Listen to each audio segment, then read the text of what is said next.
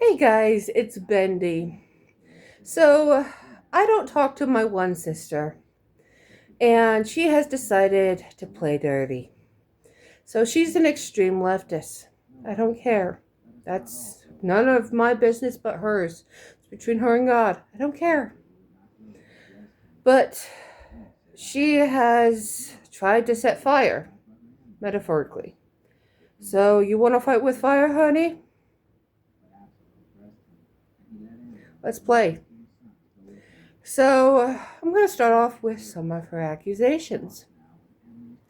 Growing up, I was in an abusive home, and she now lives back under the care of the abuser.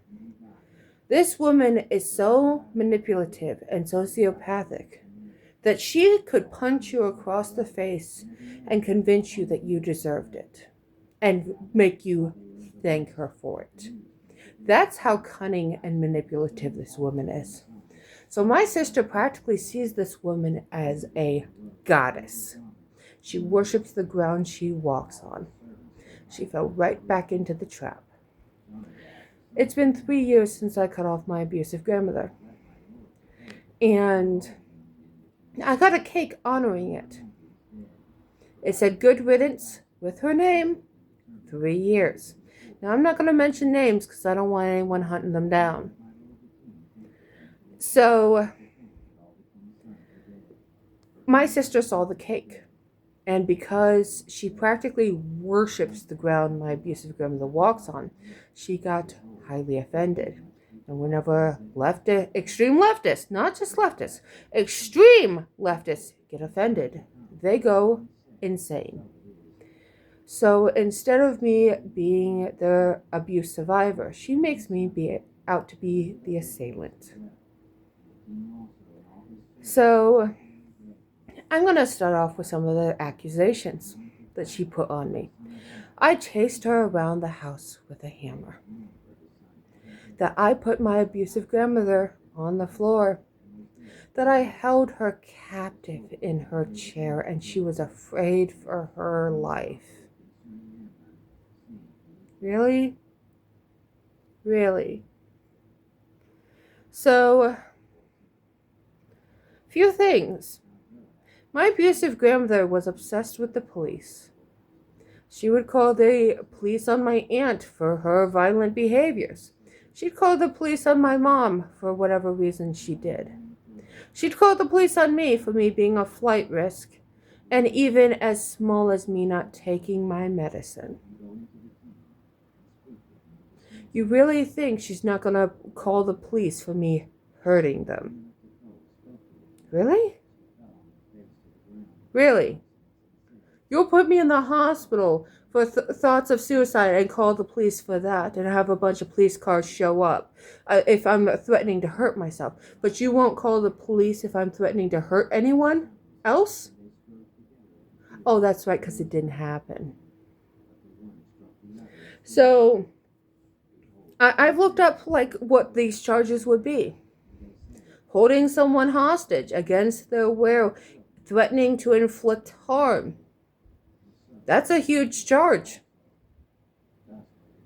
No police record. No show up of the police, no arrest, nothing happened. Putting her on the floor. She's over the age of 65. That would be assault of the elderly. That's a felony. She would need an ambulance to get up because of how her knees are. No ambulance? We wouldn't be able to lift her. We were small. And that's a huge charge. Nobody called the police. And the fact that I chased someone around the house with a hammer. Oh, that one's cute. That one's really cute.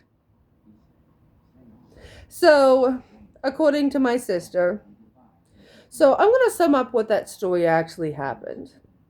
So let me lean back a little bit because my back's hurting. So what really happened was I had a friend give me a tablet. And I got online I started telling people about what was going on in my home. And I knew if anyone read what I was telling people, I'd get pretty badly beaten. I'd lose like every single privilege that I worked so hard to get access to again. They found the tablet and they told me they were going to read it. I got a hammer, stood in the doorway demanding the tablet. Never ran at anyone, never charged at anyone, just stood my ground, making sure the hammer was at my hip. It was never raised, it was never in a motion for assault. And they know very well that that hammer was never intended to be used on anyone. They know that. They know that. But they wanted to twist the story to make me look so much worse than I actually am. The hammer was always intended for the tablet. And they know I would have never hurt anyone with it. They know that. So, if they thought I was going to hurt someone with it, don't you think the police would have been there? Don't you think that there would be some form of charge of battery or attempted assault with a deadly weapon? Wouldn't there be something? But there isn't. Not at all. Not at all. So, don't mind the dark circles around my eyes. It's the weather, the coldness. My body is getting used to the change in weather. No, I don't have black eyes. No, nobody hurt me. No, I didn't hurt myself.